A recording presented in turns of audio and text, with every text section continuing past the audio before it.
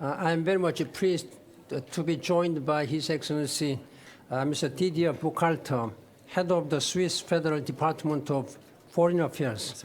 I want to thank sincerely the Swiss government and Foreign Minister for co-hosting this Geneva conference on preventing violent extremism.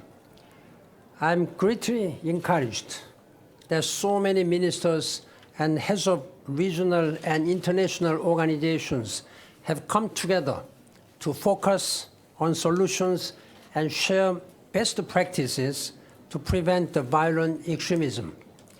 We have had extremely productive discussions this morning. Violent extremism is a direct assault on the United Nations Charter and the Universal Declaration of Human Rights. It represents a grave threat to international peace and security. The threat of violent extremism is not limited to any one religion, nationality, or ethnic group. In recent years, the international community's response to violent extremism has centered on countering the threat. But security and military actions alone cannot defeat this scourge. These responses have their limits, and sometimes they have even been counterproductive. We need a more comprehensive and balanced approach that addresses the drivers of violent extremism. That is what this conference is about. That is what my plan of action to prevent the violent extremism is about. We have come together to address the long, hard, and necessary road of prevention.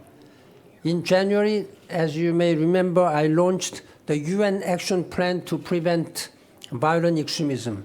It provides a little over 70 recommendations and 7 key priorities areas to galvanize the international action to this fast-evolving, multidimensional challenge. The plan calls on countries to forge national plans of action, engaging all of society in that effort. This morning, I appeal to the ministers, heads of international and regional organizations, and representatives of civil society organizations to demonstrate political vision, courage, and leadership, and most of all, political will to come together to prevent violent extremism. We need more dialogue and conflict prevention. We need to foster human rights and the rule of law to prevent violence and protect the people. We need to empower communities, women, and youth if we want to make our societies stronger.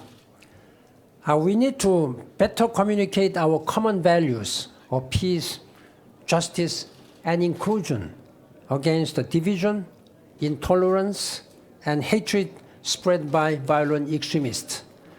And we must put these values into action and forge a truly inclusive approach. The UN plan is not only a call to action, but it is also a call to unity. In the true spirit of the Charter of the United Nations, we must take united action. Now, in order to save succeeding generations, we need to act quickly to restore a legacy of hope and promise to our youth. Today, we are sending an important message that the countries of the United Nations are united in action and to prevent the scourge of violent extremism. I thank you.